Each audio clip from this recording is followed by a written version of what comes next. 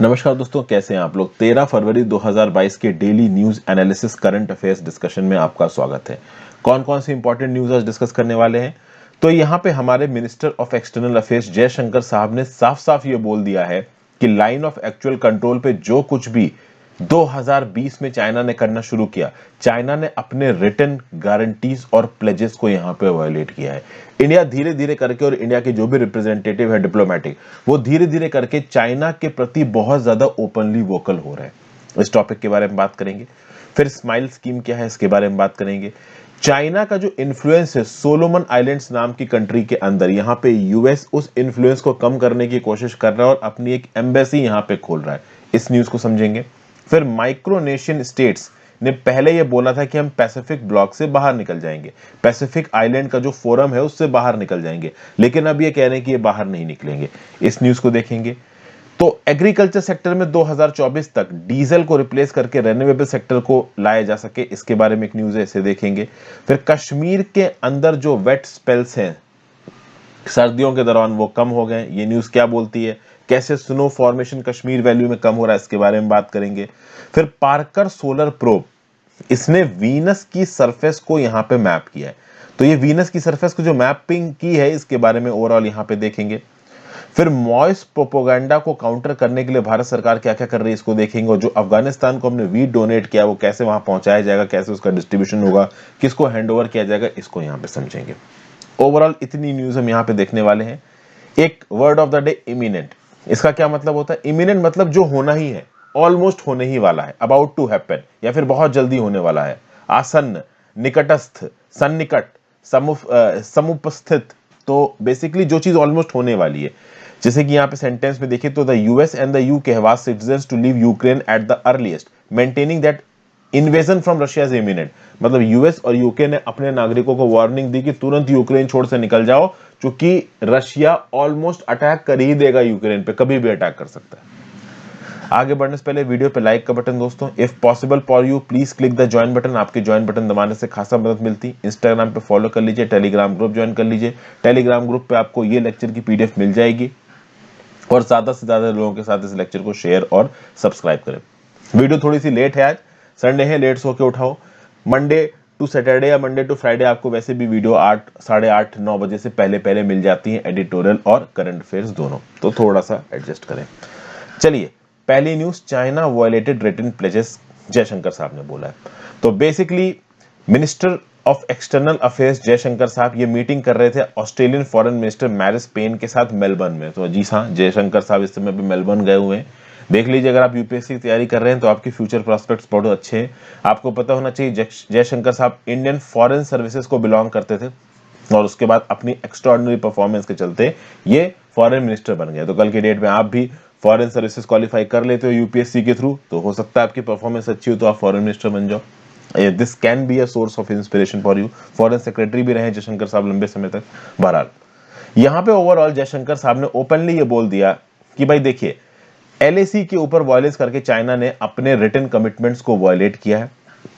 और ये तब बोला चाइना के अगेंस्ट जब इस समय पे यूक्रेन के इशू को लेकर रशिया और नाटो आपस में एक दूसरे के साथ भिड़ते हुए नजर आ रहे हैं। इस समय पे line of actual control Ladakh में जो सिचुएशन है, वो सिचुएशन काफी खराब है। 2020 में अपने रिटर्न प्रोमिसेस को तोड़ा चाइना ने, और ओवरऑल जबरदस्ती का वायलेंस और जबरदस्ती के पंगे यहां पे खोल दिए। इनफैक्ट ऐसा सुनने में आया है कि चाइना की जो रूलिंग एलीट है ना, उन्होंने भी जी जिनपिंग के इस स्टेप को क्रिटिसाइज किया था। लेकिन आपको पता है कि वहां पे जी जिनपिंग के खिलाफ क्रिटिसाइजमेंट मतलब जेल में डाल देंगे या तुम गायब हो जाओगे। इसलिए ओपनली चाइना के अंदर से कभी स्टेटमेंट निकल के नहीं आते। लेकिन कहीं ना कहीं चाइना की रूलिंग स्टैब्लिशमेंट के अंदर भी इंडिया के प्रति जो पॉलिसी थी, इसके लिए सब लोग राजी नहीं थे। लेकिन जी जिनपिंग तो जी जिनपिंग है, जो मन में आएगा वो करेगा। ओके, फिर मिस्टर जयशंकर साहब ने चाइनीज स्टेटमेंट को डिसमिस किया, ये बोलते हुए कि देखिए, जो क्वाड फोरम है Australia, India, Japan, United states का, ये कोई एंटी चाइना फ्रंट नहीं है। ये क्वाड फोरम इसलिए बनाया गया ताकि इस पूरे के पूरे रीजन में पीस, प्रॉस्पेरिटी और स्टेबिलिटी आ सके। फिर ओवरऑल बायलैटरल एजेंडा के ऊपर बातचीत करते हुए इंडिया और ऑस्ट्रेलिया के फॉरेन मिनिस्टर्स ने बोला कि ऑस्ट्रेलियन स्कॉलरशिप और फेलोशिप दी जाएगी इंडियन स्टूडेंट्स के लिए। एक नया मैत्री इनिशिएटिव इनिशिएट किया जाएगा इंडिया ऑस्ट्रेलिया के बीच में, और उसके चलते ऑस्ट्रेलियन यूनिवर्सिटीज और कॉलेजेस में पढ़ने के लिए इंडियन स्टूडेंट्स को स्कॉलरशिप्स दी जाएंगी।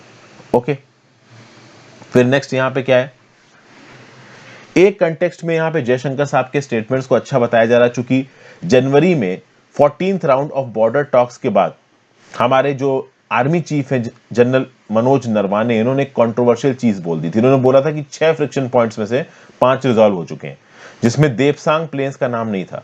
अब देपसांग प्लेन का इशू बहुत इंपॉर्टेंट है। लगभग 1000 स्क्वायर किलोमीटर का इंडिया का जो इलाका है वो देपसांग प्लेन्स में, एक्चुअली वो इंडिया का इलाका क्या, ये मान लीजिए इंडिया की बाउंड्री है, इधर चाइना की बाउंड्री है, ये बीच का 1000 स्क्वायर किलोमीटर का इलाका है। तो इस 1000 स्क्वायर किलोमीटर के इलाके में इस पॉइंट तक इंडियन फोर्सेस पेट्रोलिंग करती थी और इस पॉइंट तक चाइनीज फोर्सेस पेट्रोलिंग करती थी। अब इस पूरे के पूरे इलाके में घुस के चाइना बैठ गया है, ये नो मैन जोन था पहले।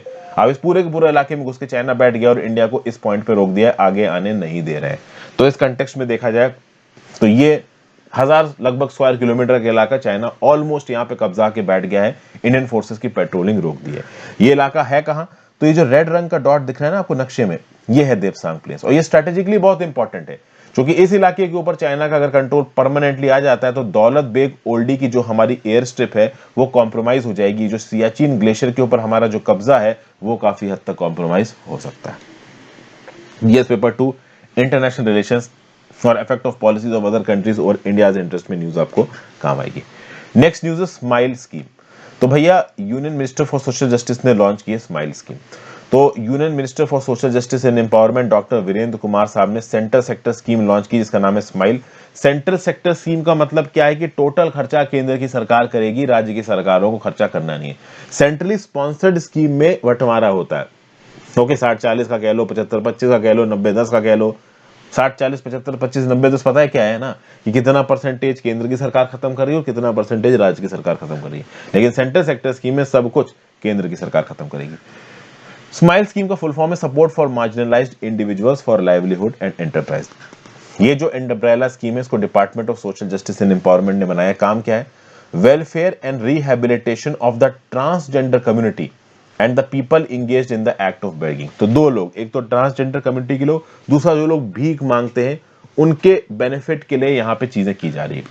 और इस ओकेजन पे बोलते हुए वीरेंद्र कुमार साहब ने क्या बोला, as a progressive and developing society it is our duty to respect the identity and dignity of all sections of society. तो ट्रांसजेंडर कम्युनिटी और जो लोग भीख मांग रहे हैं उनको यहाँ पे प्रोफेशनल वे में मदद दी जाएगी। इनके लिए नेशनल पोर्टल बनाया जाएगा, हेल्पलाइन प्रोवाइड की जाएगी और उनकी मदद की जाएगी। इसलिए यहाँ पे जो स्माइल स्कीम लागू की गई है ना, इसके दो कंपोनेंट है। पहला कंपोनेंट है central sector scheme for comprehensive rehabilitation for welfare of transgender person, और दूसरा कंपोनेंट है central sector scheme for comprehensive rehabilitation of engaged in the act of begging. तो ट्रांसजेंडर वाला सब कंपोनेंट अलग है, बेगिंग वाला सब कंपोनेंट अलग है। ओके, ओवरऑल देखिए तो इस स्कीम के लिए 365 करोड़ रुपीस एलोकेट किए गए हैं फ्रॉम 2021-2022 टू 2025-2026। यहां पे इन लोगों को medical care, education, occupational opportunities, shelter, ये सब कुछ दिया जाएगा। अब एक एक करके सब स्कीम को समझने की कोशिश करते हैं। एक है central sector scheme for comprehensive rehabilitation for welfare of transgender components. इसमें क्या क्या आता है, तो भैया ट्रांसजेंडर बच्चे जो कि 9वीं कक्षा से लेके पोस्ट ग्रेजुएशन तक में पढ़ रहे हैं, उनको यहाँ पे पैसों के टर्म्स में मदद करवाई जाएगी, उनकी कॉलेज फीस के टर्म्स में मदद करवाई जाएगी ताकि वो अपनी एजुकेशन को कंप्लीट कर सके। फिर एक पीएम दक्ष स्कीम है, इसके अंदर स्किल डेवलपमेंट और लाइवलीहुड के जो कंपोनेंट्स है उसको भी यहाँ पे जोड़ा गया है। Composite medical health services provide की जाएगी ओवरऑल ट्रांसजेंडर पर्सन को, और यहाँ पे एक प्रोग्राम के साथ इस पर्टिकुलर सेंट्रल सेक्टर स्कीम को जोड़ा जाएगा, वो है पीएमजीएआई, जन आरोग्य योजना स्कीम। ठीक है ना, अगर इन ट्रांसजेंडर पर्सन्स को अपनी कोई जेंडर रीअफर्मेशन सर्जरी करवानी है केस टू केस बेसिस, तो उसके लिए भी पैसा यहाँ पे एलोकेट किया जा सकता है। फिर भाई गरिमा गृह नाम की हाउसिंग फैसिलिटीज प्रोवाइड की जाएंगी। इस हाउसिंग फैसिलिटीज में ट्रांसजेंडर पर्सन्स और बच्चे रह सकते हैं, इनको खाना मिलेगा, क्लॉथिंग मिलेगी, रिक्रिएशनल फैसिलिटी मिलेगी, इनकी स्किल डेवलपमेंट करवाई जाएगी, रिक्रिएशनल एक्टिविटीज, मेडिकल सपोर्ट, इस प्रकार की चीजें यहाँ पे इनको दिया जाएगा। और एक ट्रांसजेंडर प्रोटेक्शन सेल बनाई जाएगी हर स्टेट में, जो कि ऑफेंसेस को मॉनिटर करेगा इन पर्टिकुलर ट्रांसजेंडर्स के अगेंस्ट। समय समय पे इनके अगेंस्ट जो भी ऑफेंसेस है उनको रजिस्टर किया जाएगा, उनको इन्वेस्टिगेट किया जाएगा, प्रोसिक्यूट किया जाएगा। मतलब आप ट्रांसजेंडर पर्सन के खिलाफ अत्याचार नहीं कर सकते। दूसरी जो सब स्कीम है comprehensive rehabilitation of persons engage in the act of begging. Survey किया जाएगा, आइडेंटिफाई किया जाएगा, पता किया जाएगा कि भाई कौन कौन से लोग यहाँ पे बेगिंग में इन्वॉल्व है, उनको मोबिलाइज करके रेस्क्यू शेल्टर होम तक पहुंचाया जाएगा, उनका कॉम्प्रिहेंसिव रीसेटलमेंट किया जाएगा और उनको बेगिंग में रोका जाएगा। अब यहाँ पे बेगिंग में इन्वॉल्व होने वाले ट्रांसजेंडर्स, बच्चे, लड़के, बूढ़े, हर तरीके के लोगों को मदद दी जाएगी। अभी देखा जाए तो बेगिंग के रिस्पेक्ट में कॉम्प्रिहेंसिव रिहेबिलिटेशन के लिए 10 सिटीज में ऑलरेडी पायलट प्रोजेक्ट चल रहे हैं, दिल्ली, बेंगलोर, चेन्नई, हैदराबाद, इंदौर, लखनऊ, मुंबई, नागपुर, पटना और Ahmedabad. GS paper 2 government policies, interventions और वेलफेयर फॉर वल्नरेबल सेक्शंस में न्यूज आपको काम आएगी। नेक्स्ट न्यूज है India signs MOU to hand over wheat to world food programme in Kandahar. तो इंडिया ने एक एग्रीमेंट साइन किया है जिसके चलते यूनाइटेड नेशंस के वर्ल्ड फूड प्रोग्राम को, जो कि इस समय पे अफगानिस्तान की जमीन पे काम कर रहा है, उसको 50,000 metric ton of wheat India provide करेगा। जी हाँ, जो हम 50,000 मेट्रिक टन व्हीट भेज रहे हैं अफगानिस्तान के अंदर, वो हम तालिबान को हैंड ओवर नहीं कर रहे हैं। यूनाइटेड नेशंस का वर्ल्ड फूड प्रोग्राम अभी भी अफगानिस्तान में जमीन पे काम कर रहा है, उसको हैंड ओवर कर रहे हैं। और ये जो ट्रक्स है ये पाकिस्तान के थ्रू, रोड के थ्रू जाएंगे ओवरऑल कहां पे, अफगानिस्तान के अंदर। अभी के लिए ये जो शिपमेंट्स हैं ये डिस्पैच नहीं किए गए, क्योंकि अभी के लिए पंजाब में इलेक्शंस चल रहे हैं। 20 फरवरी को पंजाब में इलेक्शंस खत्म हो जाएंगे और उसके बाद से जो शिप की शिपमेंट है, व्हीट की शिपमेंट है, वो अफगानिस्तान जानी शुरू हो जाएगी। अच्छा, ये जो एग्रीमेंट इंडिया ने साइन किया है, ये एग्रीमेंट साइन किया गया है इंडियन एम्बेसी जो है ना रोम में, वहां पे जो हमारी एम्बेसडर है नीना मल्होत्रा जी, इन्होंने मेमोरेंडम ऑफ अंडरस्टैंडिंग दिया है वर्ल्ड फूड प्रोग्राम को। अब आप बोलोगे कि सर रोम में क्यों साइन हो रहा है, क्योंकि रोम में ही WFP का हेडक्वार्टर्स है। तो उस MOU के अंदर साफ साफ लिखा हुआ है कि व्हीट कॉन्वॉयज पंजाब से निकलेंगे और अफगानिस्तान में जाएंगे। और इसीलिए अगर आप देखो तो वर्ल्ड फूड प्रोग्राम ने इंडिया को थैंक यू बोला है। किसके लिए? The generous contribution of wheat in support for the people of Afghanistan facing severe food shortages. तो पाकिस्तान के बॉर्डर के थ्रू क्रॉस होता हुआ ये जो व्हीट है वो अफगानिस्तान में पहुंचेगा और ये पूरा का पूरा प्रोसेस 22 फरवरी से यहाँ पे शुरू हो जाएगा। ओवरऑल 5 बैचेस यहाँ पे जाएंगे व्हीट के, 10,000 मेट्रिक टन का एक बैच होगा, लगभग 200 ट्रक ये पूरा का पूरा आप कह सकते हो कि वर्ल्ड फूड प्रोग्राम के द्वारा लेके जाएगा कहां पे, अफगानिस्तान में। और अफगानिस्तान में फिर पूरे अफगानिस्तान में बांटा जाएगा ये व्हीट। अच्छा, आपको बता दूं अफगानिस्तान के पूरे देश में एक लॉजिस्टिकल नेटवर्क है वर्ल्ड फूड प्रोग्राम का। तो अफगानिस्तान के अंदर के इस लॉजिस्टिकल नेटवर्क के थ्रू इंडिया द्वारा भेजा गया व्हीट अफगानिस्तान के अंदर बांटा जाएगा। यहाँ पे सिविल सोसाइटी ग्रुप्स ओवरऑल मदद करेंगे और लगभग 22 मिलियन अफगान को यहाँ पे फायदा हो सकता है। 2 करोड़ 20 लाख अफगानों को यहाँ पे फायदा हो सकता है। ये अफगानिस्तान की पूरी आबादी का ऑलमोस्ट 50% है। पहले तो पाकिस्तान ने ओवरऑल इस पूरे के पूरे प्रपोजल को मना किया, लेकिन जब पाकिस्तान को पता चला कि पूरी दुनिया में उनकी मिट्टी पलित हो जाएगी, तालिबान तब पाकिस्तान को गरियाने लगा कि तुम खाना नहीं आने दे रहे हो, तब पाकिस्तान के प्राइम मिनिस्टर इमरान खान ने बोला कि ठीक है भाई आप लेके जाओ। बीच में ही बड़ी सारी प्रॉब्लम हुई थी कि खर्चा इंडिया उठाएगा लॉजिस्टिक्स का। बहरहाल पाकिस्तान ने क्लियर कर दिया है कि इंडिया के ट्रक्स नहीं जाएंगे पाकिस्तान के थ्रू, अफगानिस्तान के ट्रक्स को आना पड़ेगा बॉर्डर तक। उसके बाद ये सामान अनलोड होगा, वो अफगानिस्तान के ट्रकों में चढ़ाया जाएगा, आगे अफगानिस्तान के ट्रक आएंगे। इंडिया के ट्रक्स बहुत ज्यादा पाकिस्तान के अंदर नहीं जाएंगे, ये बात भी क्लियर कर दिया गया है। हफ्तों लग सकते हैं इस व्हीट को अफगानिस्तान तक पहुंचने में, क्योंकि लोडिंग अनलोडिंग का भी काम यहां पे है। अब एक ही ट्रक पंजाब से निकले और सीधे वही अफगानिस्तान में पॉइंट ऑफ डिलीवरी पे पहुंचे तो बात है, ऐसा यहां पे नहीं हो रहा है। यहां पे ट्रक जाएगा पाकिस्तान के अंदर, फिर पाकिस्तान में उसकी अनलोडिंग होगी, दूसरे ट्रक में लोडिंग होगी, फिर वो ट्रक आगे जाएगा। 50,000 मेट्रिक टन वेट की लोडिंग अनलोडिंग भी अपने आप में बहुत बड़ा काम है। 20 फरवरी के बाद जो पहला जत्था है 3,000 मेट्रिक टन का, वो पंजाब से पाकिस्तान की तरफ अपनी जर्नी को शुरू कर देगा। अब वो वीट कब तक लोगों के पास पहुंचेगा वो एक अलग बात है। ईरान ने भी इंडिया को ऑफर किया है कि ठीक है भाई, आप चाहो तो चाबहार पोर्ट का इस्तेमाल करके अफगानिस्तान के अंदर ये वीट भेज सकते हो वाया जाहेदान। अगर आप ये नक्शा देखो तो इंडिया में ओवरऑल, अब देखिए पंजाब तो यहां कहीं आ रहा है, इधर गुजरात है, तो मुंबई से या गुजरात के किसी पोर्ट से ओवरऑल ये जो शिपमेंट है वो जा सकती है चाबहार पोर्ट तक। फिर चाबहार पोर्ट में वो लोड होगी ट्रेन में या फिर रोड पे, और रोड के थ्रू वो जाहेदान पहुंचेगी और जाहेदान क्रॉस करते हुए फिर वो घुस जाएगी अफगानिस्तान के अंदर। तो ये रूट भी अपना सकता है, लेकिन फिलहाल के लिए इंडिया ये रूट नहीं अपना रहा है। फिलहाल के लिए इंडिया लैंड बॉर्डर का रूट अपना रहा है इस वीट को यहाँ पे भेजने के लिए। तो वैसे तो देखा जाए तो पाकिस्तान के थ्रू जो लैंड रूट जाता है ना अफगानिस्तान के अंदर, इस पे से इंडिया 2019 से कुछ एक्सपोर्ट नहीं कर पा रहा है। हाँ, अफगानिस्तान में कुछ बनी हुई चीजें इंडिया के अंदर जरूर आ जाती हैं। तो पाकिस्तान का जो बॉर्डर है वो इंडिया के लिए ओपन किया गया है अफगानिस्तान के एक्सपोर्ट्स के लिए। लेकिन जो इंडिया के एक्सपोर्ट्स हैं टू अफगानिस्तान, वो उसके लिए पाकिस्तान ने अपने बॉर्डर को ओपन नहीं किया। ठीक है भाई, पाकिस्तान ऑलमोस्ट सारे ट्रेड को इंडिया के साथ शटडाउन कर चुका है जब आर्टिकल 370 को रिवोक किया गया था अगस्त 2019 में। ओके, हालांकि इससे इंडिया को कोई खासा नुकसान नहीं हुआ है, जो नुकसान हुआ है ट्रेड में वो पाकिस्तान को हुआ है। GS paper 2 international relations and effect of policies of other countries over Indian interest में न्यूज आपको काम आएगी। नेक्स्ट न्यूज है, ministry of home affairs urges ordinary citizens to condemn Maoist propaganda. देखिए, मिनिस्ट्री ऑफ होम अफेयर्स ने यहाँ पे एक रेंज ऑफ एक्टिविटीज को आइडेंटिफाई किया है और हमारे देश के ऑर्डिनरी सिटीजन से अपील की है कि भाई जहां पे भी लेफ्ट विंग एक्सट्रीमिज्म का प्रोपोगंडा आपको फैलता नजर आ रहा हो उसको काउंटर करिए, प्रोपोगंडा वॉर को रिकॉग्नाइज करिए। सोशल मीडिया पे ये जो लेफ्ट विंग सिंपैथाइजर्स हैं जो कि लोगों को भड़काते हैं सरकारी एजेंडा के अगेंस्ट, लोगों को हथियार उठाने के लिए आप कह लो इंस्पायर करते हैं, इस प्रकार की एक्टिविटीज को देश के आम नागरिकों को सवाल उठाना चाहिए। एक डॉक्यूमेंट रिलीज किया गया है फ्रीक्वेंटली आस्क्ड क्वेश्चन के द्वारा, वो LWE डिवीजन, यानी अगर आप देखें तो मिनिस्ट्री ऑफ होम अफेयर्स का एक लेफ्ट विंग एक्सट्रीमिज्म करके एक डिपार्टमेंट, एक डिवीजन है।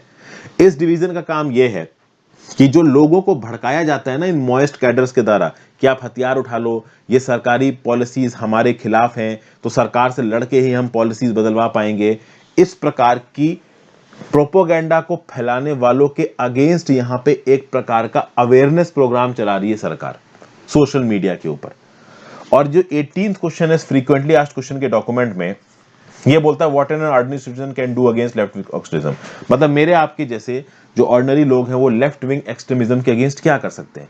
तो भाई हम अपने साथ के लोगों को जो कि हो सकता है कि इस मॉइस्ट प्रोपोगंडा से थोड़ा इन्फ्लुएंस हो जाएं, हम उनको समझा सकते हैं कि देखिए ये मॉइस्ट प्रोपोगंडा गलत है, ये moist ideology national building process को रोकती है।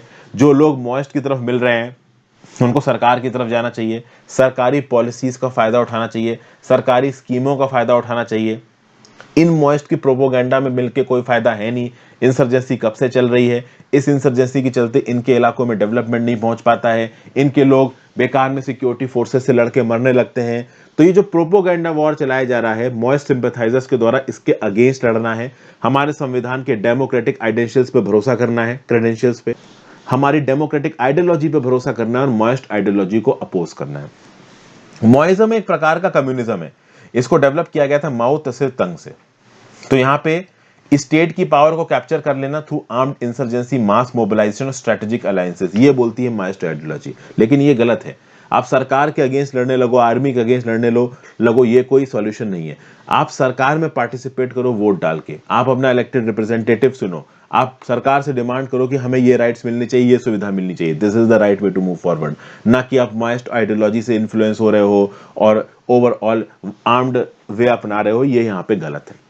अगर आप देखिए तो हमारे सेंट्रल रिजर्व पुलिस फोर्सेस का एक जत्था लगभग 1 साल पहले हमारे 22 सिक्योरिटी जवान शहीद हो गए थे। तरम नाम की जो जगह है छत्तीसगढ़ सुकमा डिस्ट्रिक्ट में, वहां पे एक एनकाउंटर हुआ था। लेकिन धीरे धीरे करके हमारे सीआरपीएफ के जवानों की बहादुरी के चलते और पुलिस फोर्सेस की बहादुरी के चलते ये जो लेफ्ट विंग एक्सट्रीमिज्म से अफेक्टेड इलाके हैं वो कम हो रहे हैं। यहाँ पे मॉइस्ट एक्टिविटी की जो इंटेंसिटी है वो कम हो रही है। पिछले ही हफ्ते मिनिस्ट्री ऑफ होम अफेयर्स ने राज्यसभा में इन्फॉर्म किया कि लेफ्ट विंग एक्सट्रीमिज्म से अफेक्टेड वायलेंस, मतलब इसके वायलेंस से अफेक्टेड जो ज्योग्राफिकल इलाका है वो कम हुआ है। 2010 में 96 डिस्ट्रिक्ट्स ने रिपोर्ट किया था LWE वायलेंस, 2021 में केवल 46 डिस्ट्रिक्ट्स ने LWE वायलेंस रिपोर्ट किया। ओके, पहले क्या था कि 90% LWE वायलेंस होता था ज्यादा डिस्ट्रिक्ट्स में। 2021 में अब देश की केवल 25 ऐसी डिस्ट्रिक्ट्स हैं जहां पे 90% LWE वायलेंस होता है। LWE violence, left wing extremism violence, 2021 में 77% कम हुआ है। 2009 में LWE वायलेंस की वजह से रिपोर्टेड इंसिडेंट्स थे 2258। ये इंसिडेंसेस 2021 में 509 हो चुके हैं। 2009 से लेके 2014 के बीच में 51% डिक्लाइन हुआ है LWE इंसिडेंसेस में। LWE समझ रहे हैं ना, लेफ्ट विंग एक्सट्रीमिज्म, जो मॉइस अटैक करके ओवरऑल गलत तरीके से चीजों को एग्जीक्यूट करने की कोशिश करते हैं, इसको रोकना। तो मिनिस्ट्री ऑफ होम अफेयर्स का जो LWE डिवीजन है, ये सिक्योरिटी रिलेटेड स्कीम्स को इंप्लीमेंट करता है, कैपेसिटी बिल्डिंग करता है LWE अफेक्टेड स्टेट्स में, LWE सिचुएशन को मॉनिटर करता है, काउंटर मेजर्स लेता है, छत्तीसगढ़, झारखंड, उड़ीसा, बिहार, वेस्ट बंगाल, आंध्र प्रदेश, तेलंगाना, महाराष्ट्र, मध्य प्रदेश, उत्तर प्रदेश, ये कुछ ऐसे स्टेट्स हैं जो कि LWE वायलेंस से अफेक्टेड हैं, लेकिन अब ये वायलेंस कम हो रहा है। जनरल स्टडीज पेपर 3 में role of external state and non state actors in creating challenges to internal security में न्यूज आपको काम आएगी। नेक्स्ट न्यूज है scanty snowfall could signal Kashmir's warming weather. देखिए, जम्मू एंड कश्मीर की कैपिटल श्रीनगर में जो स्नो स्पेल्स हैं वो इस बार कम देखे जा रहे हैं इस विंटर सीजन में। स्नो स्पेल्स मतलब बर्फबारी होना, बर्फबारी होने का एक स्पेल आता है। ओके, पिछले 4 साल में अगर आप कंपैरिजन करोगे तो इस साल कश्मीर वैली का जो एवरेज टेम्परेचर है ना वो बढ़ा हुआ दिख रहा है, उतनी ठंड नहीं है। अगर इंडियन मेट्रोलॉजिकल डिपार्टमेंट के डाटा को उठा के देखा जाए तो नवंबर 2021 में अगर आप देखो तो कोई भी मेजर वेट स्पेल और स्नोफॉल श्रीनगर में नहीं देखा गया। वहीं पे नवंबर 2020 में 5 वेट स्पेल्स देखे गए थे, नवंबर 2019 में 11 वेट स्पेल्स देखे गए थे, नवंबर 2018 में 4 वेट स्पेल्स देखे गए थे। तो ये नवंबर 2021 की बात हो रही। नवंबर 2021 में कश्मीर वैली में कोई भी वेट स्पेल नहीं देखा गया। फिर दिसंबर 2021 में आ जाते हैं। दिसंबर 2021 में कश्मीर में पीरियड आता है चिल्लई कलान। चिल्लई कलान के ऊपर मोस्ट प्रॉब्ली ये हमारे विनी सर ने वीडियो बनाई थी। चिल्लई कलान, आप मेरे नाम के साथ हर्षित द्विवेदी के साथ सर्च मार दीजिए, आपको वीडियो मिल जाएगी। तो चिल्लई कलान एक ऐसा सीजन होता है कश्मीर के अंदर जिसमें बहुत सर्दी पड़ती है। वहां पे दिसंबर के महीने में ये सीजन आता है। अब अगर आप देखो तो दिसंबर 2021 में चिल्लई कलान के दौरान अगर आप देखो तो 3 वेट स्पेल्स देखने को मिले कश्मीर में, और इन तीनों वेट स्पेल्स में से किसी भी वेट स्पेल में स्नोफॉल नहीं हुई। जबकि 2020 में 4 ऐसे स्नोफॉल्स हुए थे दिसंबर 2020 में कश्मीर में जहां पे स्नोफॉल हुई थी। 2019 में 3 ऐसे वेट स्पेल्स थे कश्मीर में जहां पे स्नोफॉल हुई थी। 2018 में 1 वेट स्पेल में स्नोफॉल हुई थी दिसंबर 2021, और 2017 में 8 ऐसे, दिसंबर 2017 में 8 ऐसे वेट स्पेल्स थे जब कश्मीर में स्नोफॉल हुई थी। लेकिन दिसंबर 2021 में 3 वेट स्पेल्स देखे गए, स्नोफॉल एक में भी नहीं हुई, ना ही नवंबर 2021 में हुई। जनवरी की बात की जाए तो जनवरी में 10 वेट स्पेल्स देखने को मिले हैं जनवरी 2022 में, ठीक है ना। यहां पे रेन भी हुई है, स्नो अक्यूमुलेशन ज्यादा नहीं हुआ है। तो अगर आप पहले के सालों से इस साल के पैटर्न को कंपेयर करोगे, मतलब दिसंबर 2021 और जनवरी 2022 को, तो कुल मिला के देखने को ये मिल रहा है कि कश्मीर में जो ग्लोबल वार्मिंग का इफेक्ट है वो बहुत प्रोनाउंस तरीके से नजर आ रहा है। जनवरी 2022 के कंपैरिजन में अगर आप जनवरी 2021 को कंपेयर करो तो जनवरी 2021 में 8 मेजर वेट स्पेल्स थे जिसमें भयंकर स्नोफॉल हुई थी। 10 स्पेल्स स्नोफॉल के 2020 जनवरी में देखने को मिले थे। जनवरी 2019 में 13 स्पेल्स विद स्नोफॉल के देखने को मिले थे, ठीक है ना। लेकिन इस बार स्नो अकोमुलेशन देखने को मिला ही नहीं है जनवरी 2022 में। ये एक बड़ी प्रॉब्लम निकल के आ रही है। अच्छा, ग्लोबल वार्मिंग का ओवरऑल एक सिग्नल ये देखने को भी मिला है कि जनवरी की लास्ट वीक में फ्लावर्स स्प्राउट कर गए, जबकि फ्लावर्स नॉर्मल कर कश्मीर वैली में 2nd या 3rd वीक ऑफ फरवरी में स्प्राउट करते हैं। फ्लावर स्प्राउट करने का मतलब है टेम्परेचर का कम होना, टेम्परेचर का मॉडरेट होना, मतलब जनवरी के एंड में टेम्परेचर यहाँ पे मॉडरेट होने लगा था। तो इससे क्या पता चल रहा है? इससे पता ये चल रहा है कि कश्मीर वैली की जो इकोलॉजी और ओवरऑल टेम्परेचर पैटर्न है वो बहुत तेजी से बदल रहे हैं। श्रीनगर सिटी की बात की जाए तो पिछले 40 सालों में 1971 से लेकर 2011 में श्रीनगर सिटी में जो भी स्टडी हुई है इससे यह पता चला है कि श्रीनगर में जो रहने वाला बिल्टअप इलाका है वो 585% से बढ़ा है, और जो इनकी आबादी है वो लगभग 214% से बढ़ी है। बिल्टअप एरिया 246.84 स्क्वायर किलोमीटर से बढ़ा है। श्रीनगर की आबादी अब 12,60,000 के लगभग हो चुकी है, जो कि पूरी की पूरी यूनियन टेरिटरी ऑफ कश्मीर के 10% के बराबर है। श्रीनगर में बहुत ज्यादा रैपिड अर्बनाइजेशन, उनका ग्रीन कलर का कटना, उनके पेड़ों का कटना, बहुत ज्यादा गाड़ियों के आने की वजह से पॉल्यूशन का बढ़ना, इन सब चीजों के चलते श्रीनगर की इकोलॉजी पे फर्क आ रहा है। श्रीनगर में जितना भी इलाका एग्रीकल्चर के अंदर था वो 11.65% कम हुआ है। प्लांटेशन के अंदर का इलाका 8.35% कम हुआ है। वेटलैंड के अंदर का इलाका 3.77 स्क्वायर किलोमीटर कम हुआ है। और ऐसा बताया जा रहा है कि 2031 तक श्रीनगर की आबादी 18,30,000 से बढ़ जाएगी। तो इसका मतलब क्या है कि श्रीनगर की जो लोकल इकोलॉजी है इसको इरिवर्सिबल डैमेज देखने को मिलेगा। यहां पे ओवरऑल एक्सट्रीम इवेंट्स प्रेसिपिटेशन के या हमें वार्मिंग के देखने को मिल सकते हैं।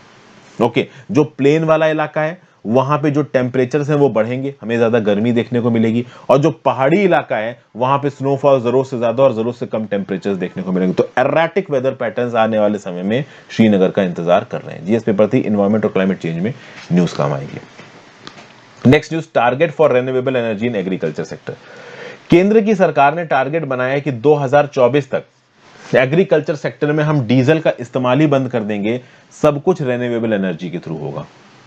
और ओवरऑल 2030 तक सरकार का टारगेट यह है कि नॉन फॉसिल फ्यूल का जो शेयर है वो 2030 तक बढ़ाया जाएगा और 2070 तक ये जो एग्रीकल्चर है, एग्रीकल्चर को जीरो नेट एमिटर कर दिया जाएगा। मतलब एग्रीकल्चर में हम जितना ओवरऑल कार्बन स्पेस खा रहे हैं उतना ही क्रिएट कर रहे हैं। और इसके लिए यहां पे पीएम कुसुम स्कीम को बड़ा इंपॉर्टेंस दी जा रही है। पीएम कुसुम स्कीम क्या करती है? तो it is a scheme to solarize the agriculture, solar और इरिगेशन सिस्टम्स को लगाना था। पीएम कुसुम स्कीम को बजट 2018 में लॉन्च किया गया था, इसको अप्रूव किया 2019 में। कहा जाता है इसको किसान ऊर्जा सुरक्षा एवं उत्थान महाअभियान। इस स्कीम के अंदर जो फार्मर्स हैं वो अपने अपने इलाकों में सोलर पावर प्लांट्स लगा सकते हैं छोटे लेवल के, और इन सोलर पावर प्लांट्स की बिजली को इस्तेमाल करके वो अपना जो भी सोलर पंप है उसको चलाएंगे और उससे पानी निकालेंगे, और जितनी भी एक्स्ट्रा बिजली होगी उसको ग्रिड में फीड कर देंगे, तो इससे इस फार्मर्स को कुछ एक्स्ट्रा पैसा मिल जाएगा। देखिए, पीएम कुसुम स्कीम के अंदर 3 अलग अलग कंपोनेंट्स हैं, कंपोनेंट ए, कंपोनेंट बी और कंपोनेंट सी। कंपोनेंट ए में क्या किया जाएगा कि डिसेंट्रलाइज्ड ग्राउंड माउंटेड और grid connected renewable power plants लगाए जाएंगे 10,000 मेगावाट कैपेसिटी के।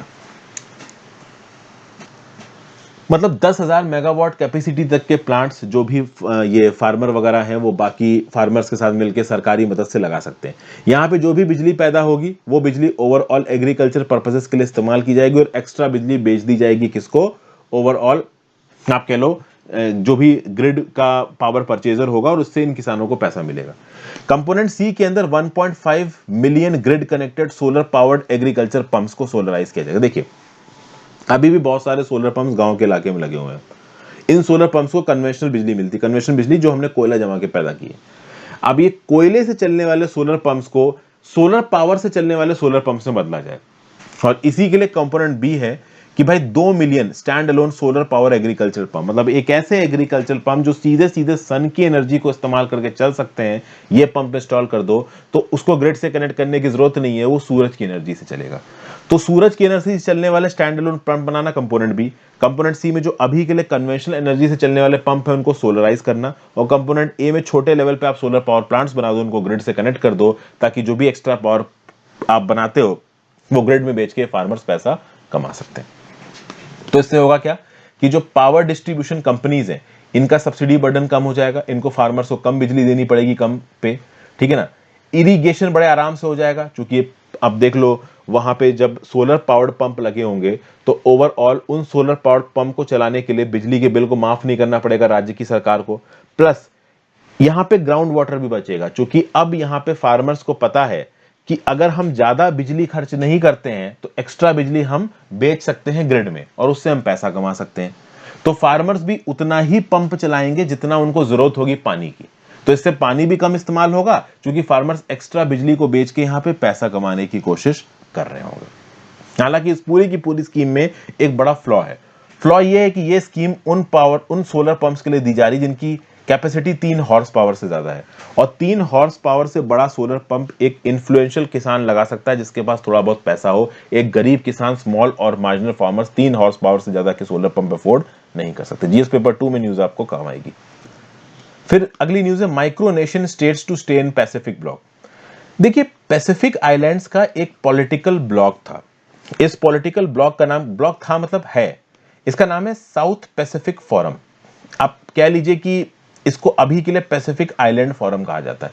ये पैसिफिक आइलैंड फोरम क्या है? एक इंटर गवर्नमेंटल ऑर्गेनाइजेशन है जिसका एम है to enhance cooperation between countries and territories of Pacific Ocean. तो पैसिफिक ओशन में जो आइलैंड कंट्रीज है इनके बीच में ओवरऑल कोऑर्डिनेशन को बनाने के लिए पैसिफिक आइलैंड फोरम बनाया गया था। इसकी शुरुआत हुई थी 1971 में एज साउथ पैसिफिक फोरम, और 1999 में 1999 में इसने अपना नाम बदल लिया और क्या कर लिया, पैसिफिक आइलैंड फोरम इसका नाम पड़ गया। ठीक है, तो इस फोरम के अंदर ओशियाना और आसपास की कंट्रीज की मेंबरशिप है। कौन कौन सी कंट्रीज इसमें आती हैं? तो ऑस्ट्रेलिया, न्यूजीलैंड, ये 2 मेजर कंट्रीज आती हैं यहाँ पे। इसके साथ साथ Cook Island, Federated States of Micronesia, Micronesia के सारे कंट्रीज, मतलब जो भी छोटे छोटे islands, Fiji, Kiribati, Nauru, Niue, Palau, Papua Guinea, Republic of Marshall Island, Samoa, Solomon Islands, Tonga, Tuvalu, Vanuatu. तो ये सब कंट्रीज मिलकर बनाती हैं पैसिफिक आइलैंड फोरम। ठीक है, अब इस पैसिफिक आइलैंड फोरम में से 5 माइक्रोनेशिया वाले जो स्टेट्स हैं इन्होंने अनाउंस किया था हम निकल जाएंगे। कौन कौन से थे ये? एक था फेडरेटेड स्टेट्स ऑफ माइक्रोनेशिया, एक था किरिबाती, एक था मार्शल आइलैंड्स, एक था नौरू, एक था पलाऊ। इन्होंने बोला कि हम तो भाई पैसिफिक आइलैंड फोरम को छोड़ रहे हैं। क्यों छोड़ रहे हैं? क्योंकि देखिए इस फोरम के सेक्रेटरी जनरल का मतलब पैसिफिक आइलैंड फोरम के सेक्रेटरी जनरल को चुना जा रहा था। अब इसमें चुनने का जो नॉमिनी था उसकी ताकत चुनने की थी इन माइक्रोनेशियन कंट्रीज की, और माइक्रोनेशियन कंट्रीज को चुनने नहीं दिया गया। कुक आइलैंड के प्राइम मिनिस्टर हेनरा पूना को बना दिया गया यहां पे ओवरऑल पैसिफिक आइलैंड्स फोरम का सेक्रेटरी जनरल। तो इससे जो माइक्रोनेशिया के 5 स्टेट्स थे नाराज हो गए, इन्होंने बोला हम पैसिफिक आइलैंड फोरम छोड़ देंगे। लेकिन अब ये बोल रहे हैं कि नहीं भाई, हम पैसिफिक आइलैंड फोरम नहीं छोड़ेंगे, हम कहीं ना कहीं पैसिफिक आइलैंड फोरम में सब्सटेंसिव रिफॉर्म करने की कोशिश करेंगे, हम एक साथ रहने की कोशिश करेंगे, और कहीं ना कहीं इस एग्रीमेंट को ब्रोकर करने में यूएस का एक बड़ा हाथ है। अभी US secretary of state Antony Blinken इस इलाके में पहुंचे हैं और यहीं पे माइक्रोनेशिया के इन 5 कंट्रीज ने डिसाइड किया कि हम पैसिफिक आइलैंड फोरम को नहीं छोड़ेंगे। तो इंटरनेशनल कोऑपरेशन के रिस्पेक्ट में न्यूज काम की, जिस पेपर टू इंटरनेशनल रिलेशंस में न्यूज आपको काम आएगी। ठीक है भाई, नेक्स्ट न्यूज पे चलते हैं। अगली न्यूज है US aims to counter China by opening Solomon Islands embassy. देखिए जो सोलोमन आइलैंड नाम का जो देश है ना, यहां पे जो चाइना का इन्फ्लुएंस है वो बहुत तेजी से बढ़ रहा है। तो अब देखिए पहले तो क्या था कि यूएस की यहां पे एक एम्बेसी हुआ करती थी, फिर यूएस ने अपनी एम्बेसी को यहां पे ओवरऑल बंद कर दिया। अगर आप देखो तो यहां पे सोलोमन आइलैंड्स आपको नजर आ रहे हैं समवेयर हियर। तो यहां पे हैं आपके सोलोमन आइलैंड्स, पैसिफिक ओशन में ये ओवरऑल पड़ते हैं। अगर आप देखो तो सोलोमन आइलैंड में यूएस की एम्बेसी हुआ करती थी, 1993 में इस एम्बेसी को यहां पे बंद कर दिया। हालांकि अभी जो नेबरिंग नेशन है पापा न्यू गिनी, यहां पे यूएस की एम्बेसी है और यहां पे जो यूएस के ऑफिशियल्स हैं वो ओवरऑल सोलोमन आइलैंड के काम को देखते हैं। लेकिन रिसेंटली ही जो बाइडेन ने अपनी एक स्ट्रैटेजी लॉन्च की है, इंडो पैसिफिक स्ट्रैटेजी, और इस स्ट्रैटेजी के तहत वो इंडो पैसिफिक के जितने भी प्लेयर्स हैं उनके साथ अपने रिश्ते अच्छे कर रहे हैं। तो ऑब्वियस सी बात है सोलोमन आइलैंड्स के साथ भी रिश्ते यहाँ पे अच्छे होंगे। तो अभी के लिए जो नई एम्बेसी बनाई जाएगी सोलोमन आइलैंड्स में, उसके लिए टोटल पैसा एलोकेट किया है यूएस ने $12.4 मिलियन। यहाँ पे एक छोटी सी जगह में 2 यूएस एम्प्लॉयज को पोस्ट किया जाएगा, 5 लोकल स्टाफ होगा। तो अभी के लिए ये एम्बेसी यहाँ पे बना दी गई है। लेकिन सोलोमन आइलैंड्स में इस समय पे चाइना का इन्फ्लुएंस बहुत ज्यादा है। वैसे तो देखा जाए तो वर्ल्ड वॉर 2 के समय पे सोलोमन आइलैंड्स ने यूएस के सोल्जर्स के साथ मिलकर लड़ाई की है। लेकिन अभी के लिए जो भी एलीट पॉलिटिशियंस और बिजनेस लोग हैं, बिजनेस पर्सन है सोलोमन आइलैंड्स में, उनके चाइना के साथ रिश्ते बहुत अच्छे हैं। नवंबर 2021 में बहुत जबरदस्त राइट्स हुए थे सोलोमन आइलैंड के अंदर, 7 लाख की आबादी सोलोमन आइलैंड्स की, और राइटर्स ने अपने लीडर्स के ऊपर इल्जाम लगाया कि इकोनॉमिक प्रॉब्लम्स बहुत है कंट्रीज में, चाइना का एक्सेसिव इंटरफेरेंस है, बिल्डिंग वगैरह को आग लगा दी गई, स्टोर्स लूट लिए गए। लेकिन जो सोलोमन आइलैंड्स के प्राइम मिनिस्टर हैं मनासेह सोगावारे, ये एक नो कॉन्फिडेंस वोट जीत गए। इन्होंने ओपनली बोला कि हम चाइना के साथ कोऑपरेट करेंगे, हम इविल फोर्सेस के सामने नहीं दबेंगे, हम ताइवान के एजेंट के साथ नहीं मिलेंगे। मतलब ये बहुत ज्यादा प्रो चाइना है। तो इन कंट्रीज को बहुत ज्यादा प्रो चाइना स्टांस से हटा के अपनी तरफ अलाइन करने की जो स्ट्रेटजी है जो बाइडेन की, इसके तहत ही यहाँ पे नई एम्बेसी खोली जाएगी, ऐसा बोला है जो बाइडेन ने। जीएस पेपर 2 इंटरनेशनल रिलेशंस में न्यूज आपको काम आएगी। अगली न्यूज बस एक छोटी सी न्यूज है, जो पार्कर सोलर प्रोब है, इसने वीनस की सरफेस को मैप किया है। यहाँ पे आपको पार्कर सोलर प्रोब इस तरीके से नजर आ रहा है। देखिए इमेज बहुत अच्छी लग रही है आपको। वैसे तो पार्कर सोलर प्रोब सन के कोरोना को आप कह लो ओवरऑल मॉनिटर करता है, लेकिन वीनस की सरफेसेस की भी कुछ पिक्चर्स यहाँ पे ली हैं पार्कर सोलर प्रोब ने अपने wild field imager whisper technology का इस्तेमाल करके। ठीक है ना भाई, ये बस यहाँ पे न्यूज है। तो वीनस की सरफेस, वैसे तो वीनस की सरफेस के ऊपर चारों तरफ क्लाउड्स का एक घेरा है, तो उस क्लाउड के अंदर हमको वीनस की सरफेस नहीं नजर आती। लेकिन यहां पे पार्कर सोलर प्रोब ने थर्ड फ्लाई बाय के दौरान, मतलब तीसरी बार जब वो वीनस के पास से निकल रहा था, उसने यहाँ पे कुछ फोटोज खींची हैं। किसकी? इस पार्कर सोलर प्रोब ने। किसकी? वीनस की सरफेस की। इन फोटोज में ऑक्सीजन की एक लेयर नजर आई है, फिर बहुत सारे अलग अलग प्रकार के स्ट्रक्चर्स जैसे कि प्लेट्यूज हो गया, प्लेन्स हो गया, ये भी हमें यहाँ पे देखने को मिले हैं। मतलब ये जो नासा का जो स्पेस प्रोब है पार्कर सोलर प्रोब, 2018 में जिसको लॉन्च किया गया था सन के आउटर कोरोना को स्टडी करने के लिए, उसने अपने विस्पीआर टेक्नोलॉजी का इस्तेमाल करते हुए वीनस के थ्रू थर्ड फ्लाई बाई के दौरान वीनस के एटमॉस्फेयर को क्रॉस करते हुए वीनस के सरफेस की फोटो खींची है। और यहां पे जो टेक्नोलॉजी इस्तेमाल की है वो है विस्पीआर टेक्नोलॉजी। ये बस छोटी सी न्यूज़ है। जीएस पेपर 3 स्पेस में ये न्यूज़ आपको काम आएगी। इसकी टेक्नोलॉजी में ज़्यादा घुसने की जरूरत है नहीं, समझाऊंगा तो समझ में आपकी आएगी नहीं, बोरिंग भी है और एग्जाम्स के पर्सपेक्टिव से उतना काम की भी नहीं है। तो ये था आज का lecture. Thank you for watching friends. ज्यादा से ज्यादा लोगों के साथ इस लेक्चर को शेयर कीजिएगा, इंस्टाग्राम पे फॉलो कर लीजिए, टेलीग्राम ग्रुप ज्वाइन कर लीजिए, दोनों ही चीजों का लिंक नीचे दिया हुआ है। And if possible for you, join button दबा के हेल्प करें, that would be a very very helpful gesture. Have a great day friends, goodbye, ध्यान रखिए अपना।